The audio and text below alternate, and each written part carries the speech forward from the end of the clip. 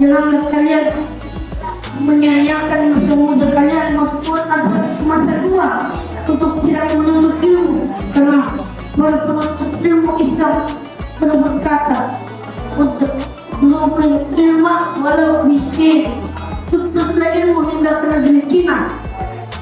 Bayangkan para ulama terdahulu dalam meninggalkan zona nyaman mereka beribu-ribu kilometer jauh dari rumah mereka hanya untuk menuntut ilmu, dari Afrika, dari Arab hingga ke negeri Cina hanya untuk mendapatkan ilmu yang bermanfaat. Alamin, Ar-Rahmanir-Rahim, Maliki Yaumiddin, Iyyaka na'budu wa iyyaka nasta'in, ihdinas siratal mustaqim, siratal ladzina an'amta 'alaihim, ghairil maghdubi 'alaihim waladdallin.